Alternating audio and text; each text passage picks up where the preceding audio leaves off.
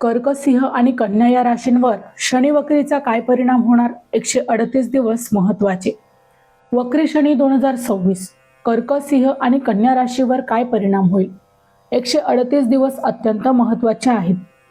सिंह राशीवर आधीच शनीची ढैया ही सुरू आहे आणि आता 27 जुलैला शनिदेव वक्री होत आहेत. अशा काळात कर्क, सिंह आणि कन्या राशीच्या जातकांनी कोणती एक मोठी चूक टाळली पाहिजे ते जाणून घेऊया आजच्या या व्हिडिओमध्ये. नमस्कार. 27 जुलै 2026 पासून न्यायदेवता शनिदेव जलतत्वाच्या मीन राशीमध्ये वक्री होत आहे. हा 138 दिवसांचा काळ संपूर्ण जगासाठी आणि सर्व राशींसाठी अत्यंत स्मरणीय आणि महत्वाचा ठरणार आहे. मागील भागात आपण मेष, वृषभ आणि मिथुन राशींबद्दल सविस्तर माहिती घेतली. जर तुम्ही तो व्हिडिओ पाहिला नसेल तर त्याची लिंक ही खाली डिस्क्रिप्शन बॉक्समध्ये दिलेली आहे, तिथे जाऊन तुम्ही नक्की पाहून घ्या. आजच्या या विशेष भागात आपण बोलणार आहोत पुढील 3 महत्वाच्या राशींबद्दल, म्हणजेच कर्क, सिंह आणि कन्या.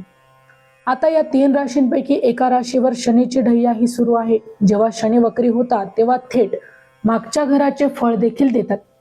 ऑगस्ट महिन्यातील 2 ग्रह मंगळ, राहूचा प्रवाह पाहता या 3 राशींच्या आयुष्यात कोणते मोठे बदल घडणार आहेत, कोणत्या चुका टाळायच्या आहेत आणि शेवटी आपण पाहणार आहोत अचूक उपाय, मंत्र आणि अंगठी.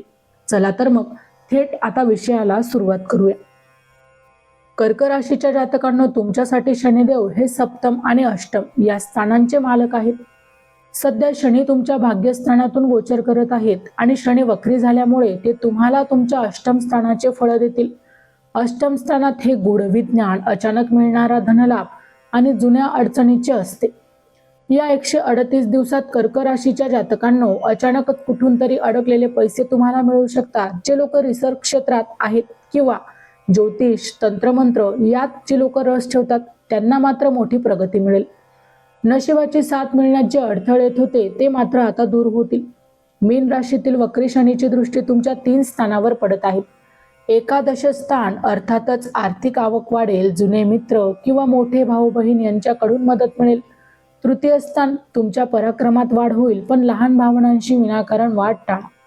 प्रवासातून लाभ होईल. षष्ठ स्थान कोर्टाची कामे मार्गी लागतील. आरोग्याच्या जुन्या तक्रारी असतील त्यात देखील सुधारणा होऊ शकते. आता कर्क राशीसाठी विशेष उपाय. रोज संध्याकाळी ओम शनिश्चराय नमः या मंत्राचा 108 वेळा जप करा. शनिवारी काळे कपडे किंवा काळे तीळ मंदिरात किंवा गरजूंना दान करा. आणि मानसिक शांततेसाठी मोती रत्न नशिबाची साथ मजबूत करण्यासाठी वापरा. पुखराज रत्न देखील तुम्ही वापरू शकता. आता सिंह राशी. सिंह राशीच्या जातकांसाठी शनिदेव षष्ठ म्हणजे रोग, रिपुरून आणि सप्तम वैवाहिक जीवन आणि व्यवसाय या स्थानांचे मालक आहेत. आता सध्या शनिदेव तुमच्या अष्टम स्थानातून गोचर करत आहे, म्हणजेच तुमच्यावर शनीची छोटी साडेसाती अर्थातच ढैया ही सुरू आहे. सिंह राशीचे जे मालक आहे सूर्यदेव आहेत, जे शनीचे शत्रू मानले जातात. आता ढैया सुरू असताना शनी वक्री होत असल्यामुळे ते तुमच्या सप्तम स्थानाचे देखील तुम्हाला फळ देतील. व्यवसायात भागीदारीत काम करत असाल तर अत्यंत पारदर्शकता ठेवा. वैवाहिक जीवनात जोडीदारासोबत जुने मतभेद हे पुन्हा समोर येऊ शकतात. वक्री शनी ब्रह्मदेवांची आठवण करून देतात, म्हणजेच जुन्या चुका सुधारण्याची हीच ती वेळ आहे. आरोग्याची विशेष काळजी घ्या. विशेषतः हाडांचे किंवा पोटाचे त्रास तुम्हाला उद्भवू शकतात. शनीची दृष्टी तुमच्या ज्या स्थानावर आहे तिथे काय घडेल तर दशम स्थान. नोकरी व्यवसायात कामाचा ताण वाढेल. वरिष्ठांशी वाद घालणं टाळा. सप्तम दृष्टी द्वितीय स्थान. अचानक मोठे खर्च निघू शकतात. परदेशाशी संबंधित कामात कायदेशीर अडथळे येऊ शकतात. दशम दृष्टी पंचम स्थानावर आहे. मुलांच्या आरोग्याची किंवा अभ्यासाची चिंता सतावू शकते. शेअर मार्केटमध्ये मोठी गुंतवणूक टाळावी. सिंह राशीसाठी विशेष उपाय. रोज सकाळी किंवा संध्याकाळी हनुमान चालीसा वाचा. शनी ढैयाचे प्रभाव कमी करण्यासाठी सूर्याला रोज तांब्याच्या तांब्यातून अर्ध द्या. शनिवारी मोहरीच्या तेलाचे दान करा. एका वाटीत तेल घेऊन त्यात स्वतःचा चेहरा पहा आणि ते तेल दान करा. ढैयाचा नकारात्मक प्रभाव आणि मानसिक ताण कमी करण्यासाठी चांदीच्या अंगठीत मोती, नीलमणी, घोड्याच्या नालीची अंगठी धारण करणे हे देखील अत्यंत आवश्यक आहे. आता जाणून घेऊया कन्या राशी. कन्या राशीसाठी शनिदेव पंचमेश आणि षष्ठेश आहे. सध्या शनी तुमच्या कुंडलीत सप्तम स्थानातून गोचर करत आहे. शनी वक्री झाल्यामुळे ते तुमच्या 6व्या घराचे षष्ठ स्थानाचे देखील तुम्हाला फळ देतील. हे स्थान कोर्ट कचेरी, कर्ज आणि शत्रूंचं असतं. या 138 दिवसात तुमच्यावर जर काही कर्ज असेल तर ते फेडण्याचे मार्गही मोकळे होतील. जुन्या कायदेशीर वादात तुमच्या बाजूने निकाल लागण्याची शक्यता वाढेल. नोकरीमध्ये स्पर्धकांवर कॉम्पिटिटर्सवर तुम्ही मात कराल. मात्र जोडीदाराच्या आरोग्याची या काळात तुम्हाला मात्र विशेष काळजीही घ्यावी लागेल. कारण शनीची तृतीय दृष्टी तुमच्या भाग्यस्थानावर आहे आणि भाग्याची साथ मिळवण्यासाठी अधिक कष्ट तर करावे लागतीलच. वडिलांशी पण मतभेद होऊ देऊ नका. शनिदेवाची सप्तम दृष्टी तुमच्या प्रथम स्थानावर अर्थात तुमच्या राशीवर आहे. शनीची थेट दृष्टी तुमच्या राशीवर असल्यामुळे आळस हा वाढू शकतो.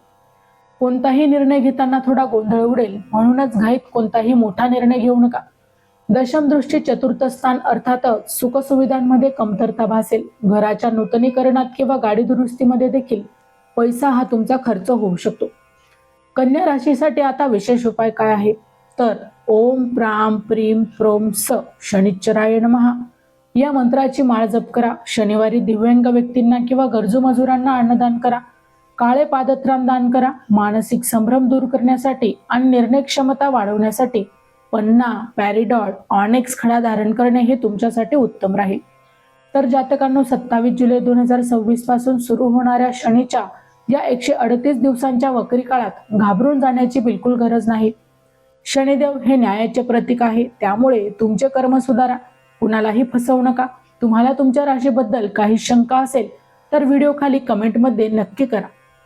तर मित्रांनो, व्हिडिओ आवडला असेल तर व्हिडिओला लाईक करा, चॅनलला सबस्क्राईब करा आणि हो, तुम्हालाही तुमच्या राशीची अंगठी, खडे किंवा कडे हवे असेल तर त्याची लिंक डिस्क्रिप्शनमध्ये दिलेली आहे. तिथे जाऊन तुम्ही ती खरेदी करू शकता. व्हिडिओ शेवटपर्यंत पाहिल्याबद्दल धन्यवाद. पुन्हा भेटू पुढच्या भागात, म्हणजेच तूळ, वृश्चिक आणि धनु राशींच्या विश्लेषणासह. तोपर्यंत श्री स्वामी समर्थ. जय शनिदेव.